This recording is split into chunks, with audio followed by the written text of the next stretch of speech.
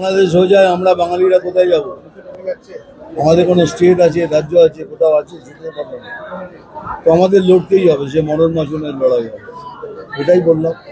2026 নির্বাচন কি বিজেপির পক্ষে অ্যাসিড টেস্ট? আমাদের প্রত্যেকটা ইলেকশনই অ্যাসিড টেস্ট, এটা কোনো বড় ব্যাপার নয়।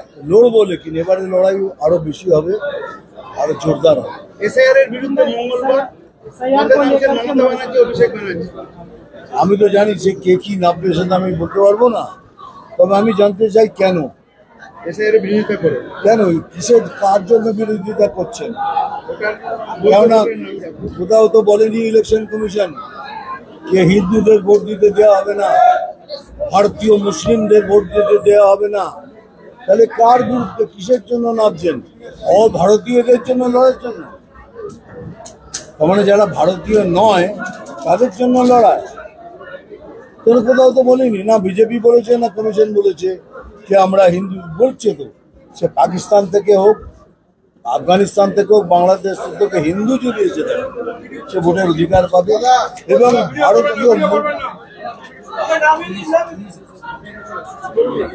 এবং ভারতীয় মুসলিম যারা আছে তারা সে অধিকার পাবে।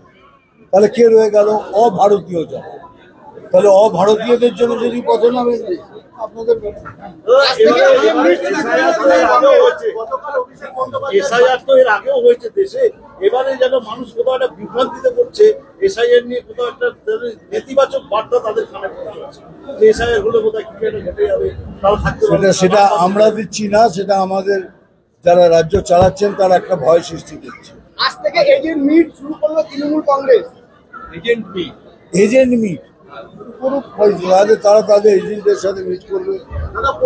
এসআইআর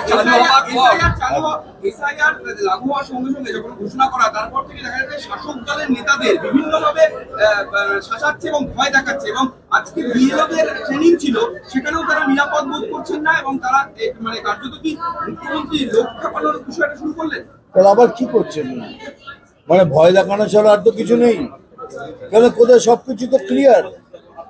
কোথাও যদি আপনার ন্যায্য ভোটারের এগেনস্টে যদি কিছু করে, এসআইআর যদি করে, আমরা তো রয়েছি। আমি তো ওপেনলি বললাম, আমাকে ডাকুন, আমি আপনার জন্য লড়ব।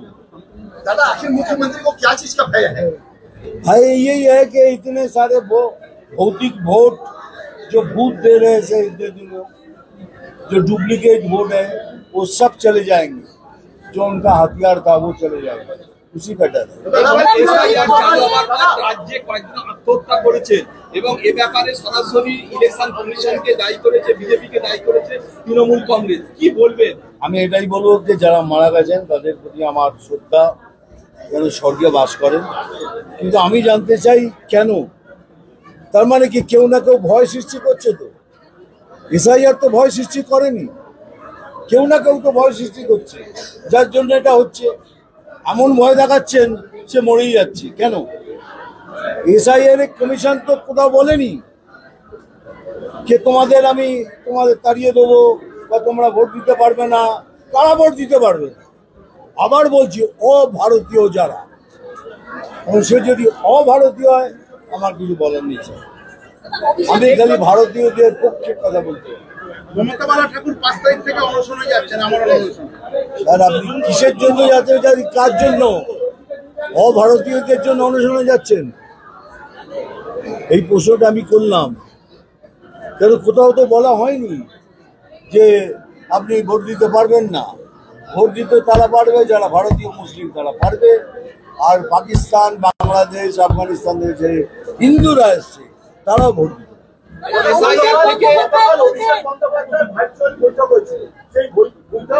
পশ্চিম বর্ধমান এবং পাঁশকুড়ায় সেখানে সরকারি অফিসে মুক্ত বাগের বলুন, অভিষেক বন্দ্যোপাধ্যায় ভার্চুয়ালি বৈঠক হয়েছিল। সেখানে পশ্চিম বর্ধমানের বিডিও অফিসে কাজ হয়েছে এবং পাঁশকুড়াতে সেখানেও সরকারি অফিসে পাঠিয়ে পাঠানো হয়েছে। আমি কি বলবো স্যার? কিছু বলার নেই। খালি আমার একটাই প্রশ্ন, কেন অভারতীয়দের প্রতি এত ভালোবাসা কেন? এটাই আমার প্রশ্ন।